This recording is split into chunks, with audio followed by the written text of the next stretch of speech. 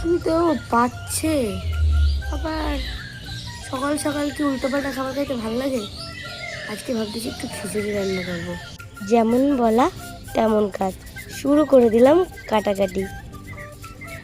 আলু, কুমড়ো, পটল, যা যা বাড়িতে সবজিপাতি ছিল সবই কেটে নিলাম প্রায়।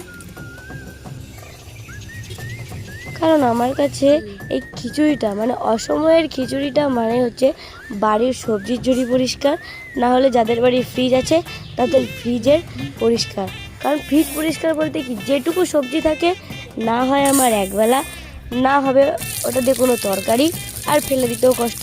এখন যা দাম সবজির, তাই সব কেটে বিটে নিয়ে চাল ডাল সব ধুয়ে পরে আমি আস্তে আস্তে রেডি করে নিচ্ছি।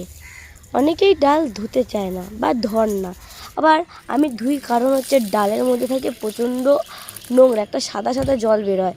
আর ডাল ধোয়া যে জলটা, সেটা গাছের জন্যও ভালো। আমার এক ঢিলে দুই পাখি, আমার গোটাটাই লাভ, তাই আমিও সেই জন্য একটু ধুয়েও নিই।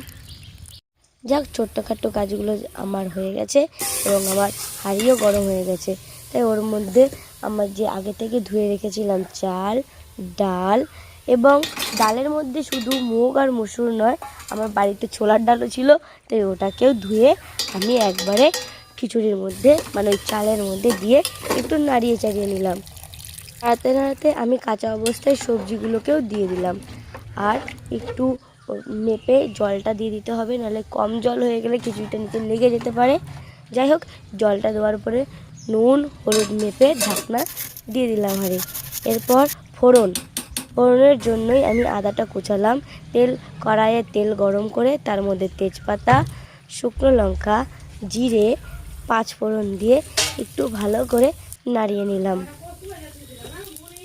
যেগুলো ভালো করে ফোড়নটা তেলের মধ্যে ভাজা হলে তার মধ্যে আগে থেকে গ্রেট করে রাখা আদাটাও দিয়ে ভালো করে কষিয়ে নিলাম। এই আদা কষানোর মধ্যে বাড়ির যা যাবতীয় টুকটাক মশলা আছে সেগুলো সব ঢেলে দাও। খিচুড়ি মানেই তো সব কিছু দিয়ে ঘেটে দেওয়া, তাই দিলাম ঘেটে। যাই, আমার ফোড়ন রেডি। এরপরে রেডি করে নিলাম আমার খিচুড়ি।